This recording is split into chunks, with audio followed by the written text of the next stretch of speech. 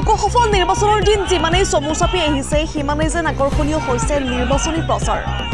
তাৰে লগত সংগতি ৰাখি আজি ধিং সমষ্টিৰ বৰফেটি হালকাটি পথৰ লগতে বেচামাৰীতো নিৰ্বাচনী প্ৰচাৰ চলাই ৯ নম্বৰ লোকসভা সমষ্টিৰ কংগ্ৰেছ দলৰ প্ৰাৰ্থী প্ৰজ্জিত বৰদলৈ, ৰাইজৰ দলৰ মুখপাত্ৰ যুৱ নেতা মেহবুব মুখতাৰ, নগাঁও জিলা পৰিষদৰ প্ৰাক্তন সভাপতি তথা প্ৰদেশ কংগ্ৰেছ কমিটিৰ সম্পাদক হাইদৰ আলীয়ে প্ৰজ্জিত বৰদলৈ বিজেপি আৰু AIUDFক খুৰধাৰ সমালোচনা কৰাৰ লগতে বিজেপিয়ে ব্যৱহাৰ কৰা হেলিকপ্টাৰ পিছদিনা আকৌ AIUDFে ব্যৱহাৰ কৰে বুলি মন্তব্য কৰে। এইবাৰ AIUDFৰ লগতে নহয় বিজেপিৰ লগতে মূল যুঁজ হ'ব কংগ্ৰেছৰ বুলি মন্তব্য কৰে প্ৰজ্জিত বৰদলৈয়ে। ঢিঙৰ পৰা ইছামুদ্দিন আহমেদৰ ৰিপৰ্ট ইছা 24x7।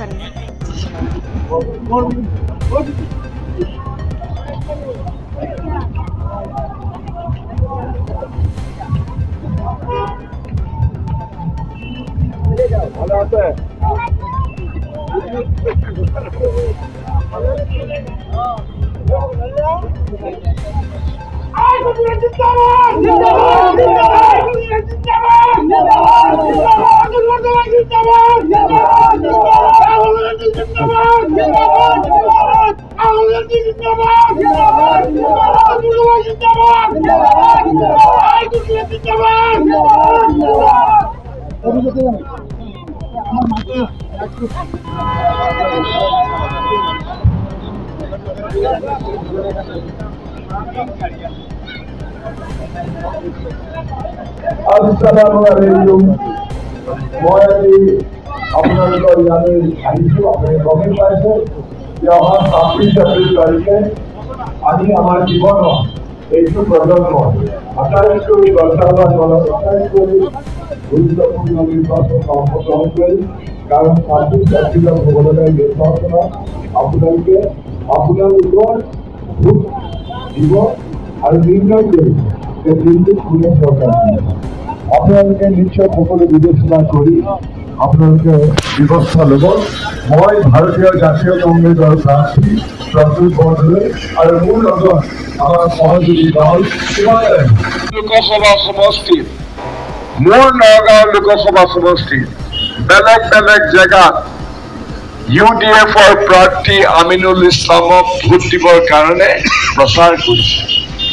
কিন্তু আচৰিত কথা, যিখন হেলিকপ্টাৰত উঠি বদৰুদ্দিন আজমল চাহাবে টেঙা আম বেছি আহিছে।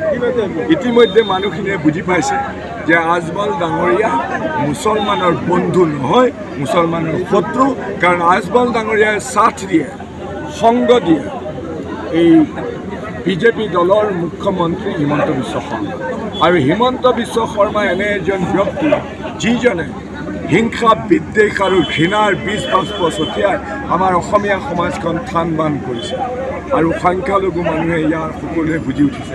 আৰু সেইকাৰণে আজি আমিনুল ইছলাম যলৈকে গৈছে নগাঁও লোকসভা সমষ্টিত, আজি বদৰুদ্দিন আজমল ডাঙৰীয়া যলৈকে গৈছে, আপোনালোকৰ সমাজৰ লোকে নিজৰ মুছলমান লোকে আহি আজমল ডাঙৰীয়া আৰু আমিনুল ইছলামক চাৰিওফালে পহুখেদা দিছে আৰু সেই কথা স্পষ্ট কৰি দিছে যে মানুহৰ ওপৰত আজমল ডাঙৰীয়াৰ ওপৰত UDFৰ ওপৰত মানুহৰ কোনো আস্থা দেখা যায় যে প্ৰত্যেকটা মিটিঙতে একেখন জাহাজে উৰাজাহাজে ব্যৱহাৰ কৰে। কি ক'ব? সেইখন বিজেপিয়ে দিয়া মইতো প্ৰত্যাহ্বান জনাইছোঁ। আজমল ডাঙৰীয়াই কওক, আমিনুল ইছলামে কওক যে সেইখন তেওঁলোকে UDF দলৰ পইচাৰে ভাড়া কৰা হেলিকপ্টাৰ। মই প্ৰত্যাহ্বান জনাইছোঁ। মাৰ্কেটৰ পৰা আপোনাক ভাড়া কৰি আনিছে বুলি আমিনুল হাজিয়ে কৈ থাকে। কি ক'ব? ভাড়া কৰিছোঁ। মই এতিয়া নগাঁৱৰ ভোটাৰ আৰু নগাঁও যোৱা ৫.৫ বছৰ ধৰি মই ইয়াত ঘৰ সাজিছোঁ। তেওঁলোকে ক'লে হ'ল নেকি? মানুহে সিদ্ধান্ত ল'ব। কংগ্ৰেছ যুঁজ কাৰ লগত হ'ব এইবাৰ ছাৰ? বিজেপি UDFে যাৰ মাত্ৰ ভোট বিভাজন কৰিবলৈ চেষ্টা কৰে।